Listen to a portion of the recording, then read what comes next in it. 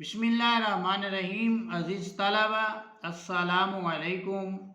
آج ہم پڑھنے جا رہے ہیں چوتھا سبق، جس کا عنوان ہے شاعروں کے لطیفے، جس کے مصنف کا نام ہے مولانا محمد حسین آزاد۔ تو آئیے سبق کا آغاز کرتے ہیں۔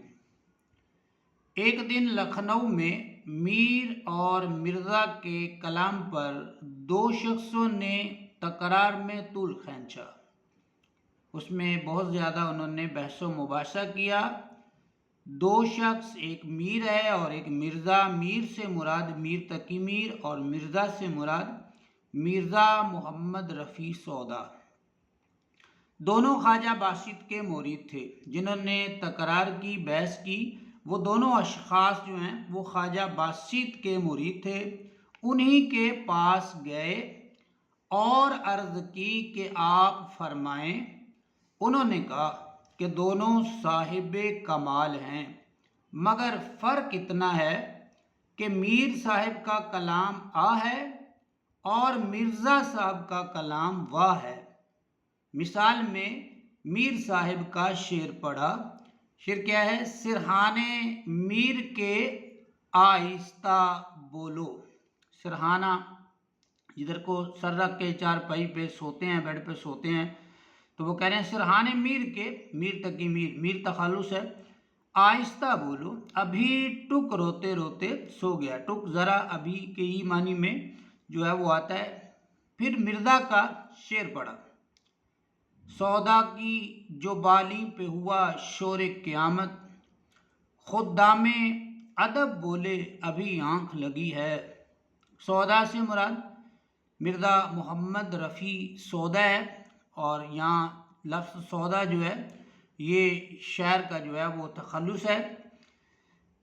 بالی پہ سرہانے کی طرف اور شور قیامت بہت زیادہ شور ہوا، تو خدام خادم کی جمع ہے، اور خادم کے معنی ہے نوکر کے، ملازم کے۔ خدام ادب بولے ابھی آنکھ لگی ہے، مطلب کہ ابھی سوئے ہیں۔ آنکھ لگنے کے پھر کہیں جو ہے وہ معنی لیے جاتے ہیں۔ آنکھ لگتی ہے تو سو جاتے ہیں۔ میری جو آنکھ لگی چین نہیں، خواب نہیں۔ ان میں سے ایک شخص جو مرزا کے طرفدار تھے، وہ مرزا کے پاس بھی آئے اور سارا ماجرا بیان کیا۔ مرزا بھی میر صاحب کے شعر کو سن کر مسکرائے اور کہا، شعر تو میر کا ہے، مگر داد خواہی ان کی دادا کی معلوم ہوتی ہے۔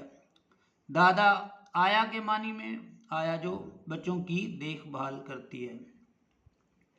ایک دن سودا مشاعرے میں بیٹھے تھے، لوگ اپنی اپنی غزلیں پڑھ رہے تھے۔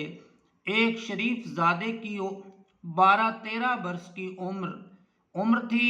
انہوں نے غزل پڑھی جس کا مطلب تھا، دل کے پھپھولے جل اٹھے سینے کے داغ سے، اس گھر کو آگ لگ گئی گھر کے چراغ سے۔ پھپھولے جو ہے آبلے کو کہتے ہیں، چھالے کو کہتے ہیں۔ گرمی کلام پر سودا بھی چونک پڑے، یعنی کہ کلام جو ہے وہ اتنا پر اثر تھا کہ مرزا محمد رفیع سودا بھی متوجہ ہوئے۔ پوچھا، یہ مطلع کس نے پڑھا؟ غزل کا پہلا شعر مطلع۔ لوگوں نے کہا، حضرت یہ صاحبزادہ ہے۔ سودا نے بھی بہت تعریف کی، بہت مرتبہ پڑھوایا اور کہا کہ میاں لڑکے جوان ہوتے نظر نہیں آتے، یعنی کہ اس عمر میں اتنا کرب، اتنا دکھ جو ہے وہ آپ لیے پھر رہے ہیں، تو آپ جو ہے وہ جوان کیسے ہوں گے، نمو کیسے پائیں گے، پرورش آپ کی کیسے ہوگی؟ خدا کی قدرت، انہی دنوں میں لڑکا جل کر مر گیا۔ ایک دن انشاءاللہ خان جرت کی ملاقات کو آئے۔ انشاءاللہ خان انشاء شاعر ہیں، اور شیخ قلندر بخش جرت بھی جو ہے وہ شاعر ہیں۔ یہاں جرت ان کا تخلص استعمال ہوا ہے۔ دیکھا تو سر جھکائے بیٹھے کچھ سوچ رہے ہیں۔ انشاء ہیں اور جرت جو ہیں وہ سر جھکائے کچھ سوچ رہے ہیں۔ انہوں نے پوچھا کہ کس فکر میں بیٹھے ہو؟ انشاء نے پوچھا کہ کس فکر میں بیٹھے ہو؟ جرت نے کہا، کہ ایک مصرع خیال میں آیا ہے، یعنی کہ ایک شعر کے 2 مصرے ہوتے ہیں، تو ایک مصرع جو ہے وہ میرے ذہن میں آ گیا، ایک مصرع بن گیا ہے، چاہتا ہوں کہ مطلع ہو جائے۔ دل یہ تھا کہ دوسرا مصرع بھی ہو جائے تو غزل کا مطلع ہو جائے گا، پہلا شعر ہو جائے گا۔ انہوں نے پوچھا کہ کیا ہے؟ جرت نے کہا خوب مصرع ہے، مگر جب تک دوسرا مصرع نہ ہوگا تب تک نہ سناؤں گا، نہیں تو تم مصرع لگا کر اسے بھی چھین لوگے۔ سید انشا نے بہت اصرار کیا، آخر جرت نے پڑھ دیا۔ مصرع کیا تھا؟ اس زلف پہ پھبتی شب دجور کی سوچی۔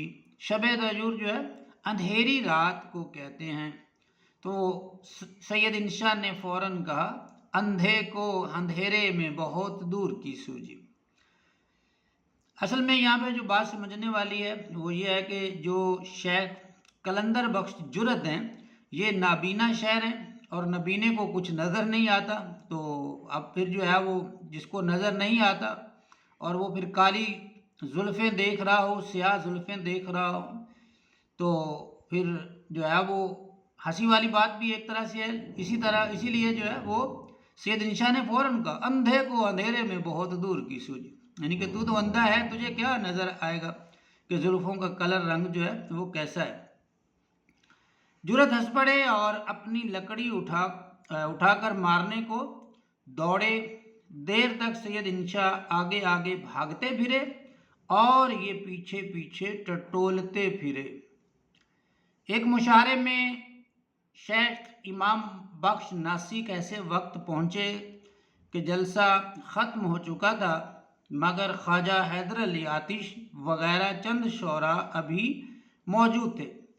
یہ جا کر بیٹھے، تعظیم رسمی اور مزاج پرسی کے بعد، وہ جو ان کے تعظیم کرنے کا انداز تھا اور طبیعت کا حال چال پوچھنے کے بعد، کہا کہ جناب خواجہ صاحب مشاعرہ ہو چکا۔ انہوں نے کہا کہ سب کو آپ کا اشتیاق رہا، شوق رہا، سب آپ کا انتظار کرتے رہے۔ شیخ صاحب نے یہ مطلب پڑھا، جو خاص ہے وہ شریک گروہ عام نہیں، شمار دانہ تسبیح میں امام نہیں، چونکہ نام بھی امام بخش تھا، اس لیے تمام اہل جلسہ نے نہایت تعریف کی۔ ایک شاگرد اکثر بے روزگاری کی شکایت سے سفر کا ارادہ ظاہر کیا کرتے تھے، اور خواجہ صاحب یعنی حیدر علی آتش اپنی آزاد مزاجی سے کہا کرتے تھے کہ میاں کہاں جاؤ گے، 2 گھڑی مل بیٹھنے کو غنیمت سمجھو، اور جو خدا دیتا ہے اس پر صبر کرو۔ ایک دن وہ آئے اور کہا کہ حضرت رخصت کو آیا ہوں۔ فرمایا خیر باشد، کہاں خیر ہے، کہاں جا رہے ہو؟ انہوں نے کہا کل بنارس کو روانہ ہوں گا، کچھ فرمائش ہو تو فرما دیجئے۔ آپ ہنس کر بولے اتنا کام کرنا کہ وہاں کے خدا کو ذرا ہمارا بھی سلام کہہ دینا۔ وہ حیران ہو کر بولے کہ حضرت یہاں اور وہاں کا خدا جدا ہے، یہاں کا اور وہاں کا خدا جدا ہے۔ خواجہ صاحب نے کہا جب خدا وہاں یہاں ایک ہے تو پھر ہمیں کیوں چھوڑتے ہو؟ جس طرح اس سے وہاں جا کر مانگو گے اسی طرح یہاں مانگو، جو وہاں دے گا یہاں بھی دے گا۔ اس بات نے ان کے دل پر ایسا اثر کیا کہ سفر کا ارادہ ترک کر دیا، موقوف کیا، اور خاطر جمی سے بیٹھ گئے، یعنی سکون کے ساتھ، خاطر جمی سے سکون کے ساتھ جو ہے وہ بیٹھ گئے۔ ایک دن معمولی دربار تھا، استاد ابراہیم ذوق بھی حاضر تھے۔ ایک مرشد زادے تشریف لائے، وہ شاید کسی اور مرشد زادی یا بیگمات میں سے کسی بیگم صاحب کی طرف سے کچھ عرض لے کر آئے تھے۔ انہوں نے آہستہ آہستہ بادشاہ سے کچھ کہا اور رخصت ہوئے۔ حکیم احسن اللہ خان بھی موجود تھے۔ انہوں نے عرض کی صاحب عالم، یا صاحب عالم سے مراد بہادر شاہ ظفر ہے، اس قدر جلدی یہ آنا کیا تھا اور تشریف لے جانا کیا تھا؟ صاحب عالم کی زبان سے اس وقت نکلا کہ اپنی خوشی سے آئے نہ اپنی خوشی چلے۔ بادشاہ نے استاد کی طرف دیکھ کر فرمایا کہ استاد دیکھنا کیا خوب مصرع ہوا ہے۔ استاد نے بے توقف عرض کی کہ حضور، یہاں استاد سے مراد جو ہے شیخ محمد ابراہیم ذوق ہے۔ تو استاد نے بے توقف بلا رکے فوراً جو ہے کہا کہ حضور لائی حیات آئے، قضا لے چلی چلے، اپنی خوشی سے آئے نہ اپنی خوشی چلے۔ حیات زندگی کو کہتے ہیں اور قضا موت کو کہتے ہیں۔ تو شعر جو ہے وہ مکمل ہو گیا۔ مرزا غالب کی کاتب برہان کے بہت شخصوں نے جواب لکھے ہیں، کہ غالب کی کتاب ہے تو اس کے بہت سارے لوگوں نے جو ہے وہ جواب لکھے اور بہت زبان درازیاں کی ہیں، برا بھلا بھی کہا ہے۔ کسی نے کہا کہ حضرت غالب سے کہا کسی نے، آپ نے فلاں شخص کی کتاب کا جواب نہ لکھا۔ فرمایا بھائی اگر کوئی گدھا تمہارے لات مارے تو تم اس کا کیا جواب دو گے؟ یعنی ہر ایک بات کا جواب نہیں ہوتا اور ہر ایک شخص جواب کا مستحق نہیں ہوتا۔ یہ تھا ہمارا عزیز طلبہ، یہ تھا ہمارا آج کا سبق۔ ملتے ہیں انشاءاللہ نیکسٹ ویڈیو کے ساتھ۔ تب تک کے لیے اپنا بہت سا خیال رکھیے گا۔